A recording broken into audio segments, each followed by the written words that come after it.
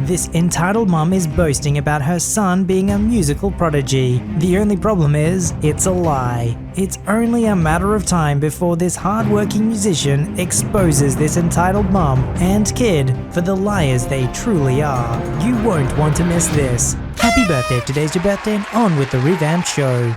Okay, so for a little context, I'm a high school student in my junior year, and I've won various awards for my oil paintings. Some of my works are displayed in local galleries as well, and I take commissions which vary in price depending on the type of painting they want. Most of my patrons request biblical paintings, since I am best at painting in a Renaissance Baroque style, and I love to paint scenes with lots of movement. That being said, I also paint a lot of portraits of families, local politicians, etc. Basically, if you pay me, I will paint anything. This all happened before the virus, and I was displaying some of my work at my school's art fair. Basically, the district rented a huge auditorium where various schools would display their best work and then auction it off for charity. It was a fun event, and a surprising amount of people showed up. Now, here is where it starts. I had about 5 or 6 paintings on display. Most of them were depictions of Greek myths or stories, with a few exceptions being a painting of Jesus' crucifixion and a painting of my girlfriend as a goddess, which she is. I had some business cards that my dad had gotten for me, which had some of my info just in case people wanted to commission me, along with a pamphlet of my prices and such. In comes the EP with her baby in a carrying thing. I don't know what they're called. They look like baskets. I am sure you've seen one before. I must say, the baby looked pretty new. Their face was all swollen and they looked pretty small. Why she would bring a newborn to a crowded area with lots of noise, I don't know, but hey, I'm not a baby expert. She grabbed a business card and examined it, then looked back at my paintings. Hey, these are pretty cool. Obviously nowhere near as good as the old masters, but a pretty close second, I guess. Though for a 16-year-old, they're pretty good. Oh, thanks, I guess. I've been painting for a pretty long time, and I'm glad that people enjoy my stuff. I appreciate the compliment. Oh, I see you do commissions. How much for one of me and my baby? Well, it depends on what you want. What did you have in mind? Maybe us laying in a field or something. I don't know, something cute. Oh, I can do that. What size did you have in mind? EP points to the Jesus painting, which was 16 by 20, so a standard medium-ish painting. Okay, well, for 2 people, normally it would be about $200, but since your baby is not a grown adult, I can make it $125. What? That's ridiculous. Why are you charging so much for a painting anyways? Well, usually a painting that size takes me about 20 hours at least, and the paint that I use are really expensive, not counting the canvas or paint mediums. That can be pretty pricey too. I don't care about that stuff. Why can't you just do it for free, huh? I'm a single mother and I really want this painting done. At this point, I am floored. She's asking for 20 plus hours of work for free when I have school on top of it. Sorry, I don't think I can do that for you. It's just not worth my time. I have school to balance as well. I'm a single mother and you're telling me to pay $100 for this trash? Do you have no heart? I have to work so hard to provide for my daughter. I can't believe that you would be so heartless. At this point, she is yelling at me pretty loudly. Her baby is surprisingly still sound asleep. The couple I was talking to earlier comes to my defense. If you work so hard, then you'd understand that doing hours of work for no pay is not worth it. Yeah, if you worked 20 hours and then didn't get your paycheck, you'd be pretty angry, huh? This isn't the same thing. She is a high school student. She doesn't need the money. She can spare a few hours for me. What? No, I can't. I'm not giving you a painting for free. End of story. Either pay for it or leave. She gets red in the face at this point. She is seething in anger. You little bitch. I can't believe how freaking rude you are. You don't even care that I work so hard. You're right. I don't. Now, if you aren't going to commission me, then you can please leave. You're making a scene when I've been nothing but nice to you. Fine, I will leave. She then walked up to one of my paintings and took it off the wall. Her baby wakes up and starts to cry, probably from all the noise. She begins to shush her baby and speed walk towards the exit, but not before a man, who I assume is a teacher or something, grabs her arm and attempts to take the painting back. She puts the baby carrier on the floor and attempts to wrestle it out of the guy's hands. They fumble for a while, yelling expletives at each other while struggling with the painting. I should probably note at this point that the painting didn't have a frame or any protective glass over it. I probably should have done that, but it was too late. She ripped the painting out of his hand and smashed it against the floor like a hard rock singer and his guitar. Wood went flying everywhere. People were screaming at her. I was crying because I don't know how to handle my emotions. She turned back to me, sweaty and red. "See what happens when you're a rude little fitch? Bad things. I hope you learned your lesson." At this point, I don't respond. I'm on the floor, crying, near my painting that I'd put so much work into. The wood had pierced the canvas, and now there was a huge hole in the middle of the painting. EP gets dragged out of the venue as various teachers and other students try to comfort me. Eventually, I calm down, and the event goes on. I did get about 5 commissions, so I guess it wasn't all bad, but I am still furious about what happened. I'm just glad that I never get to see her again. Edit. I called the principal and he said the district was suing for property damage and that the case is taking longer than expected since they had to take it to the school board first. He said he was going to tell me what happened a week ago, but decided to wait until everything was finalized. He said I would be compensated for the loss and that I would need to give a statement. He also said that a teacher had filmed the ordeal on a phone and that EP was definitely going to court, so it's a win. Often we use the word jealousy when we actually mean envy or covetousness. To covet something means you want something of somebody else's, rather than being content with what you have. To envy is to hate someone for having something you don't have, and wishing that they didn't have it, whether you have it or not. For example, if somebody had a nice car, to covet would be to wish that you had that same car. To envy would be to key that person's car. Here, this entitled parent is showing a classic case of envy. Yes, she is coveting the paintings, but ultimately, she doesn't care, as long as she can take it from the talented artist. She doesn't really care if she loses as well. And that's the problem with most entitled parents. They're willing to self-destruct as long as they cause damage to those around them.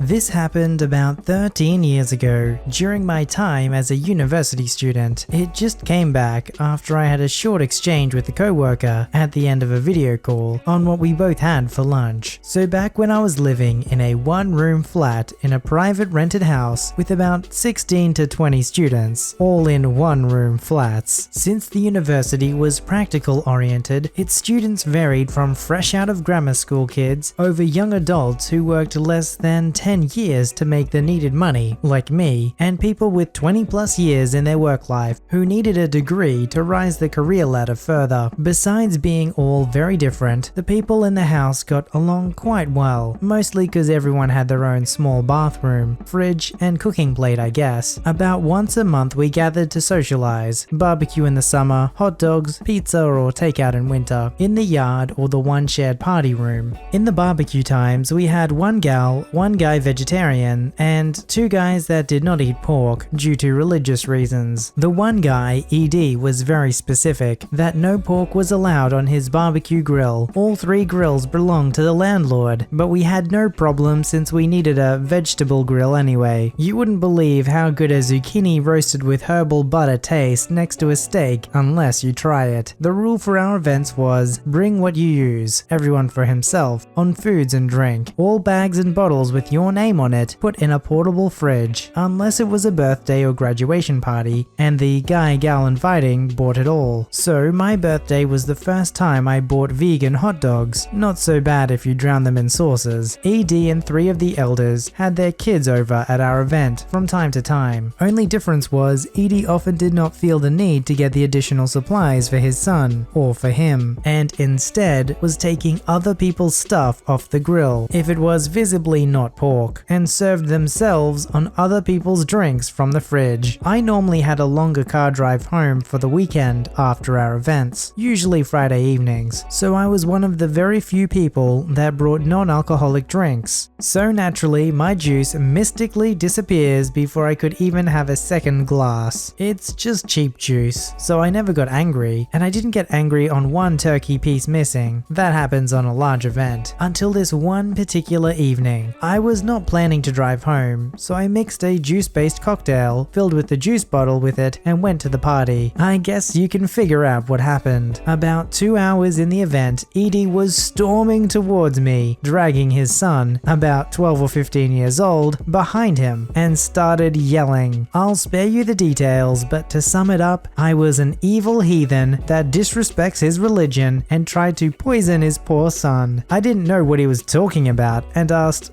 "What are you talking about?" Since I rarely drink alcohol, the 1.5 glasses I got out of my 1.5 liter bottle had kicked in. Edie started how he took my juice for his son and I put alcohol in it out of disrespect for his religion. Why'd you drink out of my bottle? Yep, drunk me is kinda slow. That's not the point. Other student, in better shape than me, yes it is. If me's name was on it, it should not take it without asking. But me is disrespectful to put alcohol in the juice. I always take his juice, since you all just bring beer and booze, and most of you just bring pork too. I have nearly no selection to choose from. Wait, what? You steal our food too? Before Edie could answer, his son decided to bend forward and unload over 1 liter of juice-based cocktail in a waterfall onto his father's shoes. They left quick. After that, everyone watched Edie during our events and he started to buy his own stuff. Not that big dramatic ending you normally expect in this sub, but drunk me thought the cocktail waterfall was very funny and giggled the rest of that evening, and some of the other events when that story came up again. There's always that one guy at an event that's taking other people's stuff and you know that they know. They're often not even subtle about it, they're just overly confident. They just go right up and take the stuff, whether it's the food or the drink, doesn't matter. Do they ask nicely to have it? Nope. They just assume that they are entitled to it. It was his drink. If he wanted to put alcohol in it, he can do that. You shouldn't assume like, oh, you know I steal your drink all the time, so why would you poison your drink, supposedly, when you know that I'm going to steal it?